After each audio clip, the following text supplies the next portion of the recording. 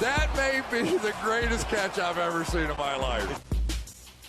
All right, guys, today was a major day for our fantasy basketball leagues. We have a ton to talk about, so I'm going to keep this very short. But please, guys, go down there, drop a like on the video, leave a comment asking any fantasy question basketball that you have, as well as subscribe to the channel. It helps us out so much, and I truly appreciate all the support that y'all decided to show up until this point. This channel has grown faster than I ever expected it to. If I realized that this many people wanted some quality fantasy basketball content, I would have started this a very long time ago. But regardless, we're going to continue to make a video every single day for y'all. And let's get into this video and let's go through and let's go game by game talking about standout players and performances. And let's start it off with Devin Booker coming out here dropping 36 points. And honestly, guys, I know that this is going to be a major distinction that we are making from fantasy basketball and what the storyline is around the overall game.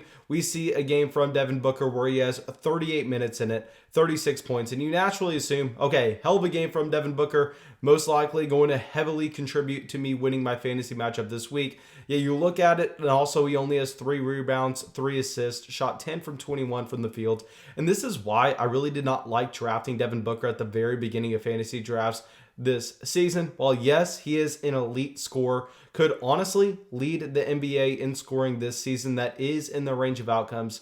The problem is we just don't necessarily get the stats at every other category that we know we would want to see. We want to see a little bit more balance. We need to see help at the assist category. That's not going to come with Devin Booker. I mean, great performance. He gave you exactly what you drafted him for, but this is something that you're going to have to get used to. A fantastic, fantastic game in terms of points scored, but the other categories a little bit lackluster. And our next player we're going to talk about is going to be DeAaron Fox. I mean, coming out here, 35 minutes, 24 points, 7 assists, 5 rebounds off of an incredible free throw percentage. Now, I really like to see this from a player that is still developing, from a player that is going out there and making sure that he is getting heavily utilized in this rotation. DeAaron Fox, fantastic performance. Just want to give a quick shout out to him real quick before we go on to a player that we talked about in a video a couple days ago, looking fantastic in his season opener a couple days ago and continuing that trend right now. Anthony Edwards, 22 minutes, 8 for 12 from the field, 2 steals, 18 points.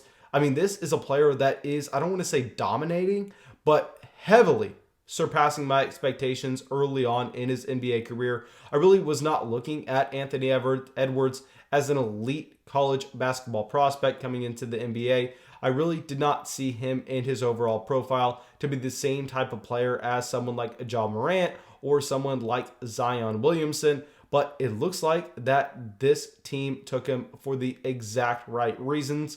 It looks like if he gets more minutes in this rotation, he can be a true difference maker. I mean, especially when he's already getting you those defensive statistics, that's something to keep an eye out for. Now, our next player that we're going to talk about is going to be Donovan Mitchell, a very intriguing stat line where he had some of the worst efficiency of the day, shooting 6 for 23 from the field. And then, but on the other hand, going out there and dominating, giving you defensive statistics with 3 steals and 2 blocks.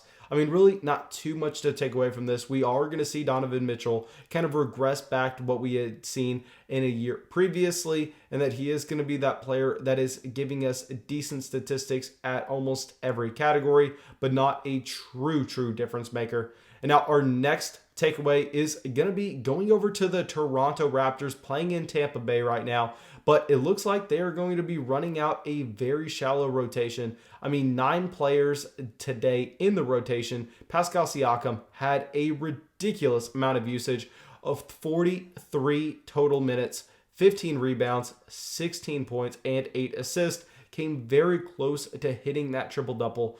Really love Pascal Siakam. I mean, went and saw him in the opening game for the Toronto Raptors a few days ago. He looked incredible. Really love the player. Love what we saw from the Toronto Raptors. And if we are going to be trying to play Fred VanVleet, if we are going to be trying to go out there and use some of these other starting players for the Toronto Raptors, seeing that they're not giving heavy minutes to the bench at this current moment is always a positive sign.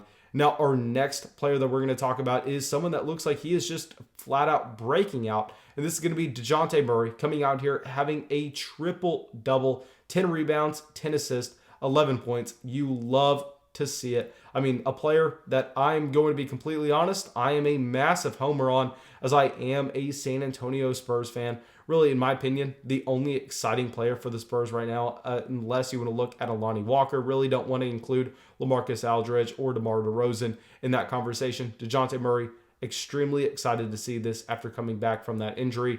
And now our next thing we are going to talk about is going to be the Houston Rockets coming out here and with a shallow rotation coming out and having 3 players go for over 40 minutes. Now, yes, this game did go to overtime, so of course that is going to impact that. But PJ Tucker, James Harden, and Christian Wood all saw over 40 minutes in this game. James Harden had his very typical stat line of 44 points, 17 assists, and a ridiculous 14 from 16 from the free throw line. I mean, this is exactly what we expected while drafting James Harden at the number 1 overall pick. This is why I did not back down, even though there are those trade rumors circulating, and it's easily possible that James Harden gets traded at any point this NBA season.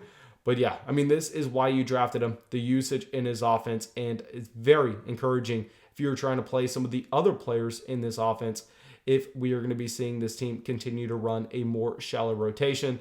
Now, our next player that we're going to talk about is going to be CJ McCollum, coming out here, 44 points, 8 assists, 3 rebounds, and going from 17 for 30 from the field. I mean, really don't need to talk about anything else beyond a solid performance. Don't think we need to be changing his evaluation too much. Now, Trae Young coming out on the other hand and having another fantastic game, and another reason why I loved drafting Trae Young at the beginning of fantasy drafts this season. Y'all know I said at the beginning of drafts, we were chasing the assist numbers. Trae Young coming out here, 35 minutes, 36 points, 9 assists from the free throw line, 15 for 17. I mean, really like seeing this number, really like seeing the fact that this defense for the Atlanta Hawks is just not there. I think that we are going to continue to see these games be extremely high scoring. I think that we are going to continue to see a ton of possessions by teams playing against the Atlanta Hawks. So love to see that overall skill set. And now our next player is going to be Ja Morant. I mean, coming out here, fantastic game, 28.7 assists, building on what was already a very hot start in his season opener. I mean, what is the ceiling here in a truly elite athlete that can get to the basket at will? Very excited to see as he develops through the rest of the season.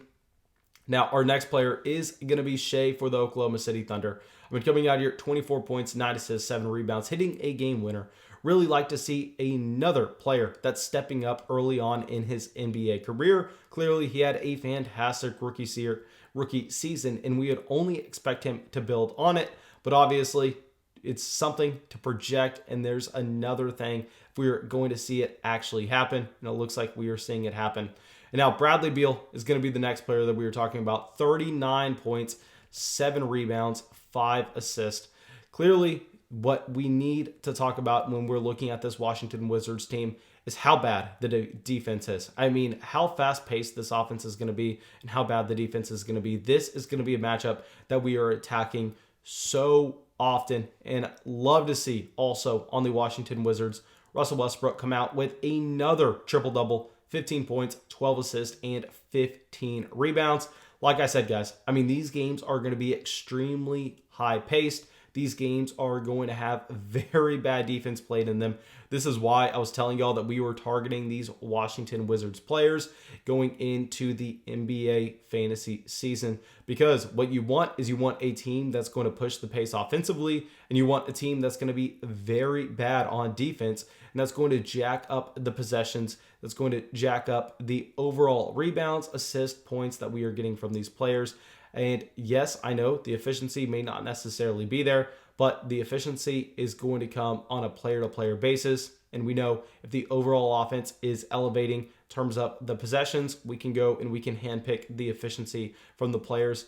Now, our last player is going to be Sabonis. I mean, coming out here, a triple-double, continuing his very hot start to the 2020 season. 10 rebounds, 11 assists, 22 points. Actually fouled out this game, but also dropped 30 points earlier this year. Has a fantastic three ball. I mean, clearly looking like he was a great value in the middle of fantasy basketball drafts in 2020. All right, now, thank you guys. I really hope y'all enjoyed this video. I really hope y'all got something from it. As always, if y'all did, go down there, drop that like, leave that comment, subscribe to the channel. It really, really helps us out. And yeah, that's all I got for y'all. I hope I'll see y'all with the video tomorrow.